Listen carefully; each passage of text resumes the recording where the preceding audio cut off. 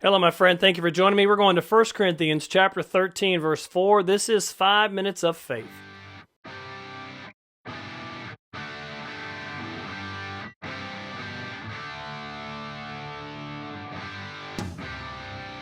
First Corinthians chapter 13, verse 4. I'm talking about spiritual maturity and specifically signs of spiritual immaturity. How do I recognize if I'm still spiritually immature? And the first thing we need to know is if I am, I need to grow up. This is one of the things that we need to continually be in the process of spiritual growing.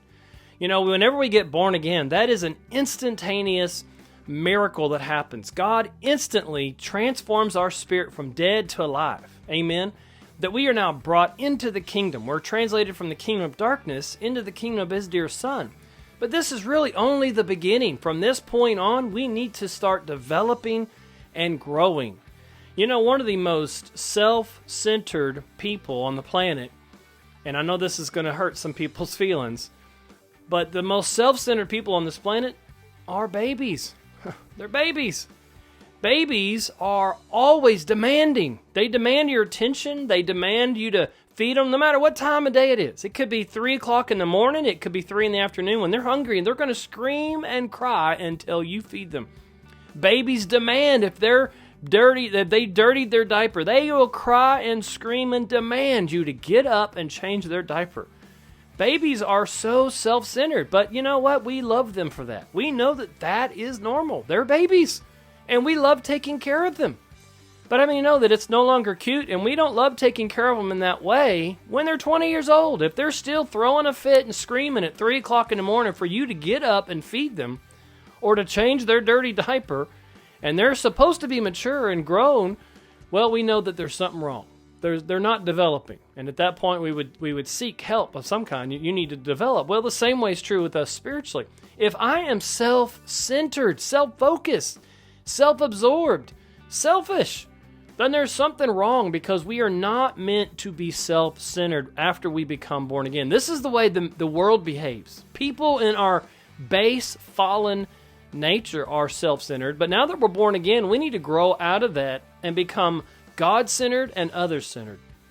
In 1 Corinthians chapter 13, verse 4, he says, "Love is patient and is kind. Love does not envy. Love does not parade itself, is not puffed up, does not behave rudely."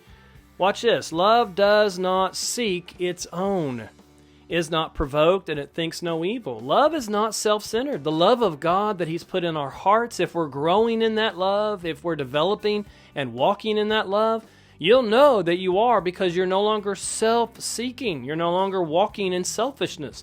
It's not about you anymore. And even if you're thinking, well, I'm not selfish, I'm not arrogant, I'm not prideful, you know, but if you are always putting yourself down, if you're always degrading yourself, you're always saying things like, "Oh, I could never be used by God to do that. I could never do. I'm just an old sinner, and I could never do such and such." And God's calling you to do something, and you say, "Oh, I'm not qualified to do that." You know what? That what you think is humility is actually pride. It's still all about you, isn't it? It's about your inability. It's all about your weaknesses. It's still all about you. You're being self-centered. Instead of surrendering to the Lord and saying, "God, if you've called me to do this, then I believe you will equip me to do it." And that's not me being self-centered, it's me being God-centered. Galatians chapter 5, verse 18, he says, "But if you are led by the Spirit, you are not under the law. Now the works of the flesh are evident, which are adultery, fornication, uncleanness, lewdness, idolatry, sorcery, hatred, contentions, jealousies, outbursts of wrath," and watch this, "selfish ambitions, dissensions, and heresies." This is one of the works of the flesh. Again, our base nature is self-centered. In Philippians chapter 2, verse 3, he says, "Let nothing be done through selfish ambition or conceit, but in lowliness of mind let each esteem others better than himself." And maybe not better in the sense that you are a better person than I am, but to esteem each other as I want to meet your needs. Because he goes on to say, "Let each of you look out not only for his own interests, but also for the interests of others." Now notice he doesn't say to ignore your own interests. No, he says don't only look out for your own interests, but also look out for the interests of others. Here's the truth. If I'm looking out for your interest, and you by walking maturely and are looking after my interests, then my interests will be met, and your interests will also be met, and it will be done in a godly way. It will be done in the way the Lord has chosen.